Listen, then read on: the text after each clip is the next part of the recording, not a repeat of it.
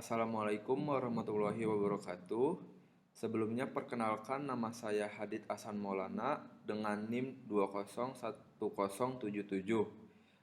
Baik, di sini saya akan menjelaskan materi tentang pencaksilat dan berbagai cedera serta cara penanganannya yang sering terjadi dalam pencaksilat. Baik, di video kali ini saya bermaksud untuk memenuhi tugas akhir mata kuliah Sport Medicine yang diampu oleh dosen saya, yaitu Bapak Padilla Fahmi, Magister Olahraga.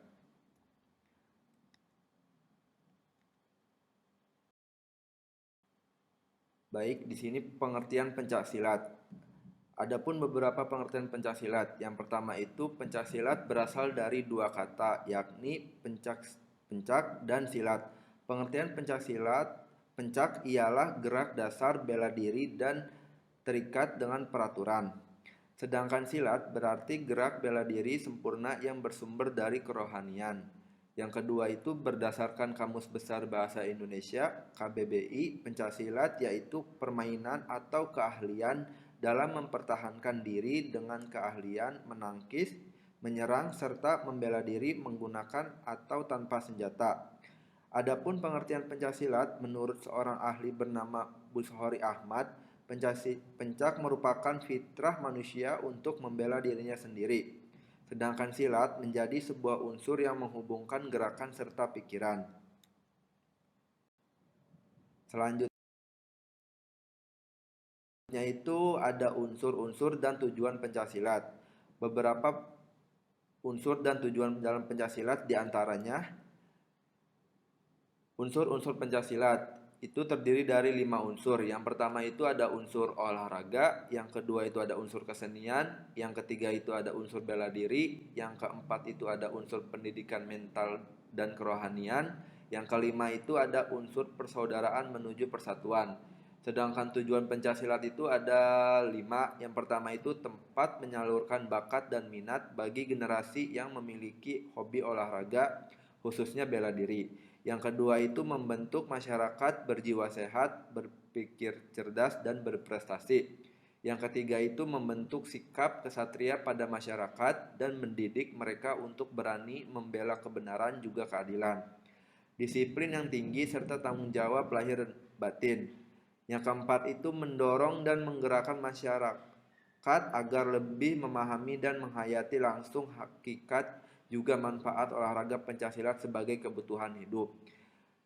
Yang kelima itu mendidik generasi muda supaya tidak terjerumus dalam pergaulan bebas serta obat-obat terlarang.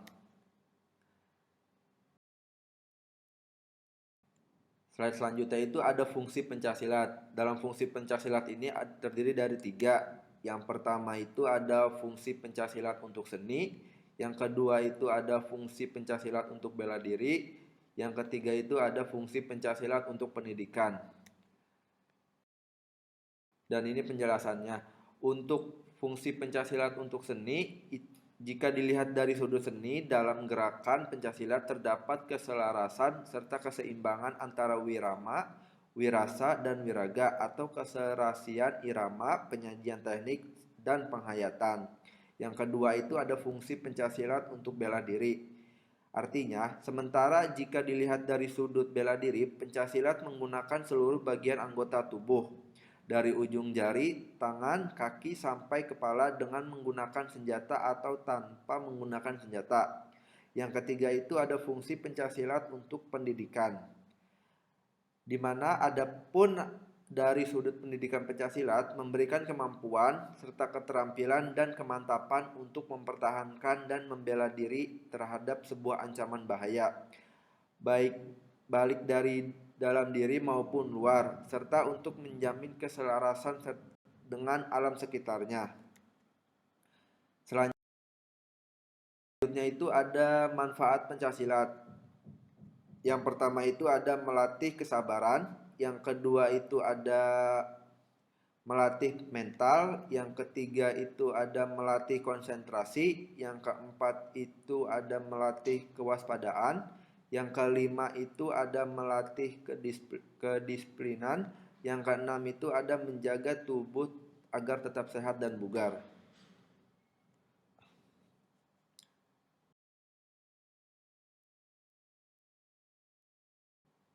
Selanjutnya itu ada teknik dasar pencaksilat. Di antaranya itu pertama teknik kuda-kuda, yang kedua itu teknik pasang, yang ketiga itu teknik pola langkah, yang keempat itu teknik arah atau 8 penjuru mata angin, yang kelima itu teknik pukulan, yang keenam teknik tendangan, yang ketujuh itu teknik tangkisan, yang kedelapan teknik kuncian, yang kesembilan teknik guntingan, dan yang kesepuluh teknik berbaring.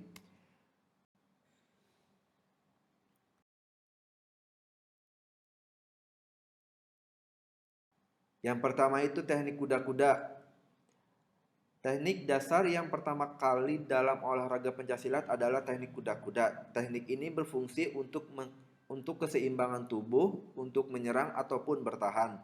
Caranya adalah menapakkan kaki ke tanah. Setidaknya ada 6 jenis kuda-kuda dalam pencaksilat, yaitu yang pertama itu kuda-kuda tengah, yang kedua kuda-kuda depan, yang ketiga itu kuda-kuda samping, yang keempat itu kuda-kuda belakang, dan yang kelima kuda-kuda depan belakang, dan yang keenam kuda-kuda silang.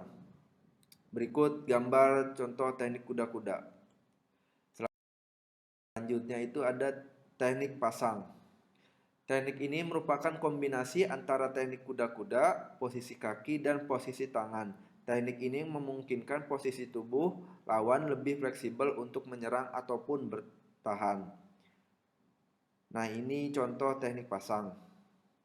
Selanjutnya itu ada teknik pukulan, di mana teknik pukulan merupakan suatu upaya untuk menyerang lawan atau dengan menggunakan tangan. Ada beberapa teknik pukulan seperti yang pertama itu teknik pukulan depan, yang kedua itu pukulan bandul, yang ketiga itu pukulan tegak, dan yang keempat itu pukulan melingkar, serta yang terakhir pukulan samping. Berikut contoh teknik pukulan.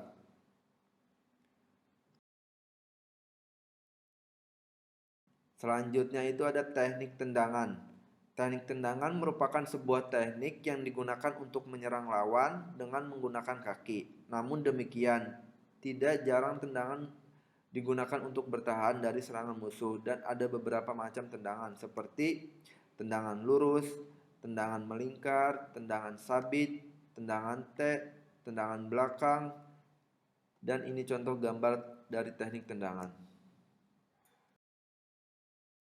Selanjutnya itu ada teknik tangkisan. Sehebat apapun kemampuan menyerang akan percuma kalau lawan tidak memiliki kemampuan bertahan yang baik. Keduanya harus seimbang. Teknik tangkisan merupakan salah satu bentuk teknik pertahanan dalam pencaksilat. Berikut gambar dari contoh teknik tangkisan.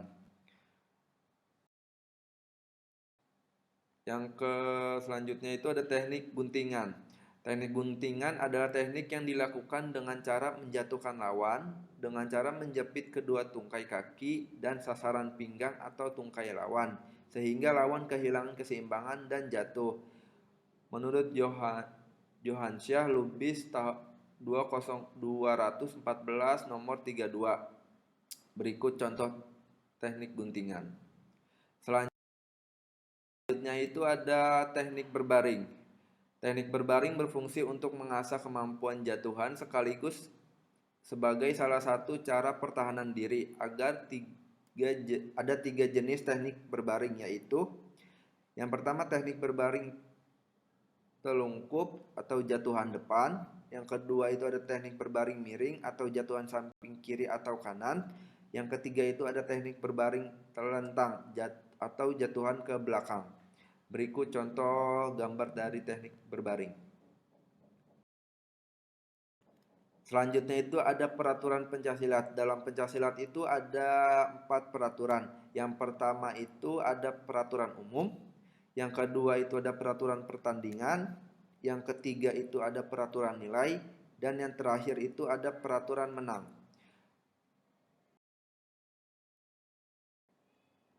Berikut penjelasannya. Peraturan umum, di mana ada beberapa persyaratan. Yang pertama itu usia remaja antara 14 sampai 17 tahun. Yang kedua itu ada usia dewasa di antara 17 sampai 35 tahun. Yang ketiga itu umur peserta disesuaikan dengan hari pertama pertandingan. Yang keempat itu dada, punggung, perut, tangan, tungkai, pinggang kiri atau kanan merupakan bagian tubuh yang boleh diserang. Tidak diperbolehkan menyerang kemaluan lawan. Dan yang terakhir itu menyerang selain bagian di atas akan dicatat sebagai pelanggaran. Dan pelanggaran hanya boleh dilakukan 2 kali. Lebih dari itu peserta akan didiskualifikasi. Selanjutnya itu ada peraturan pertandingan. Ada 3 persyaratan. Yang pertama itu pertandingan dilakukan dalam 3 babak. Setiap babak berlangsung selama 2 menit dan diiringi jeda 1 menit. Yang kedua itu peserta yang bertanding diharuskan memenuhi pembelaan atau elakan tangkisan hindaran serta serangan menuju sasaran atau baik menggunakan kaki maupun tangan, mengunci lawan dan menjatuhkan lawan.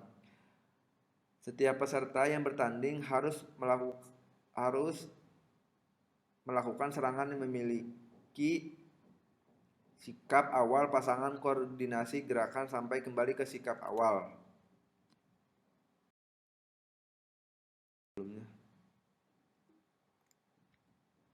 Nah, yang selanjutnya itu peraturan menang. Ada 5 peraturan. Yang pertama itu jika lawan tidak bisa melanjutkan pertandingan, baik karena keputusan pelatih atau keputusan dokter ataupun justru lawan menyatakan menyerah, maka Gramet akan dianggap menang teknik. Yang kedua itu jika wasit mengangkat tangan Gramet serta memilih Gramet sebagai pemenang pertandingan, maka Gramet dianggap menang angka. Selanjutnya itu sebagaimana yang tersebut di dalam peraturan, jika lawan melakukan pelanggaran 3 kali, maka pelanggaran berat, maka Gramet akan dianggap menang didiskualifikasi. Selanjutnya itu jika lawan tidak hadir ataupun mengundurkan diri sebelum pertandingan dimulai, maka Gramet akan dianggap menang. Selanjutnya itu jika lawan yang terkena serangan yang sah dari Gramet tidak dapat bangkit selama 10 menit di angka 10, maka Gramet akan dianggap menang mutlak. Yang ketiga itu ada samsak, yang keempat itu ada footwear protection, yang kelima itu ada skin decker, yang keenam itu ada genital protector, dan yang keenam itu ada matras. Selanjutnya ada gelanggang pencaksilat. Ukuran gelanggang pencaksilat mempunyai ukuran sebagai berikut. Yang pertama itu luas gelanggang 100 meter kubik. Yang kedua itu panjang gelanggang 10 meter. Yang ketiga itu lebar gelanggang 10 meter. Dan yang keempat itu diameter lingkaran kecil 3 meter. Dan yang kelima itu diameter lingkaran kedua 8 meter. Dan berikut gambar gelanggang pencaksilat.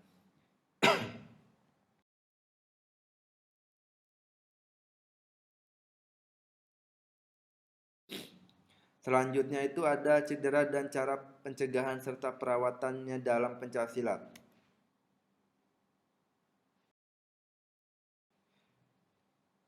Yang pertama itu ada kontusio, di mana disebabkan oleh pukulan atau tendangan langsung pada kulit, disertai dengan pecahan kapiler-kapiler dan darah yang mengisi daerah sekitarnya.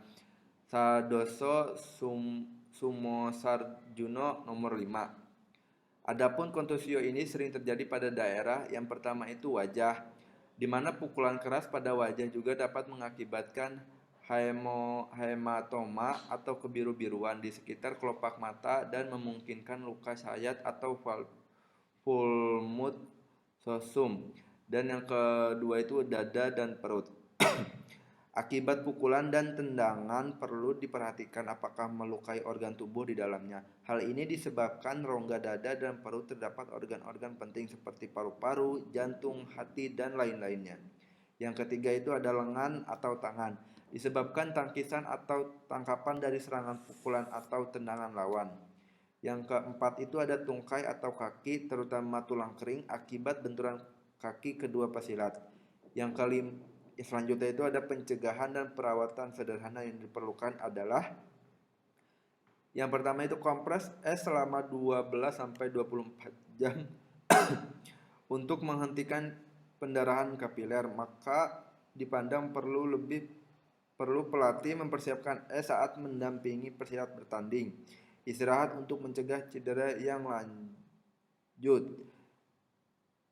Yang selanjutnya itu ada hindari benturan daerah cedera pada pertandingan bila mana perlu menggunakan pembalut tekan atau deker. Berikut gambar dari cedera kontusio. Selanjutnya itu ada sprain atau strain. Kedua jenis ini cedera berbeda, yaitu sprain adalah cedera pada ligamentum atau jaringan ikat yang terenggang, menimbulkan hematoma atau efus, rasa nyeri bila digerakkan dan terjadi pembengkakan. Sedangkan strain adalah cedera pada unit muskulotendineus atau urat otot yang melekat pada tulang. Berdasarkan berat ringannya cedera menurut Sadoso tahun 1985 nomor 9, sprain dibagi menjadi 3 tingkatan. Yang pertama itu yaitu sprain tingkatan 1. Biasa tidak ada hematoma atau efusi pada waktu digerakkan atau tidak terasa sakit dan stabil. Cara pencegahannya itu dengan pemberian beban tekan 24-24 jam. Bila rasa nyeri berkurang, beri terapi kompres kontras dingin atau dan panas. Selanjutnya itu sprain tingkat 2. Ada beberapa serabut yang robek, rasa nyeri pembengkakan, dan biasanya fungsi persendian tidak dapat dipergunakan. Cara pencegahannya dengan terapi istirahat pada cedera dengan menggunakan tongkat atau keras dan mitela serta pemberian beban tekan untuk imobilisasi 24-28 jam bila mana perlu dengan spark. Bila rasa nyeri berkurang dapat diberi terapi kompres kontras. Selanjutnya itu ada sprain tingkat 3. Cedera ini ditandai instabilitas dalam satu atau beberapa ligamentum robek dan putus. Cara penanganannya dibawa ke rumah sakit, tindakan bedah oleh dokter, atau instabilitas ini hanya dapat dilihat dengan sinar X. Ini contoh cedera strain dan sprain. Selanjutnya itu untuk cedera strain juga dibagi menjadi 3 tingkatan, yaitu yang pertama strain tingkat 1, terjadi regangan yang hebat tetapi belum terjadi perobekan pada jaringan muskulotendineus. Pada tingkatan 1 ini cara penanganannya diberikan mobilisasi dengan beban tekan atau deker. Selanjutnya itu yang kedua ada tingkatan 2. Pada cedera ini terdapat robekan pada unit muskulotendineus sehingga rasa sakit dan kekuatan berkurang baik untuk memukul maupun menendang. Pada tingkatan 2 pun sama dengan cara penanganan diberikan mobilisasi dengan beban tekan atau deker. Yang ketiga itu ada strain tingkat 3. Terjadi robekan total atau kompleks ruptur pada unit muskulotendineus. Pada tingkatan ini cara penanganannya diberikan dengan dibawa ke dokter untuk pembedahan. Adapun sprain dan strain yang kerap terjadi dalam pertandingan pencaksilat, terutama pada persendian, yaitu lutut atau knee injuries, disebabkan susunan ligamenta lutut tidak kuat menahan dorongan cepat saat menendang pada gerakan fleksi atau ekstensi. Yang kedua itu pergelangan kaki atau ankle, disebabkan terkilir dan robeknya tendon Achilles atau urat kering yang melekatkan otot gestor cemenius dan soleus pada tumit. Yang ketiga itu siku atau elbow strain, disebabkan oleh tekanan yang gerakan cepat saat melakukan pukulan. Pada teknik kunci juga mengalami banyak cedera karena berputar menyebabkan ligamenta robek. Dan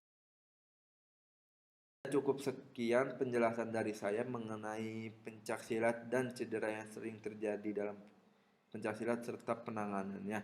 Dan jangan lupa untuk follow Facebook saya dengan nama Hadid Ahsan Maulana serta Instagram saya dengan username @_dit_am.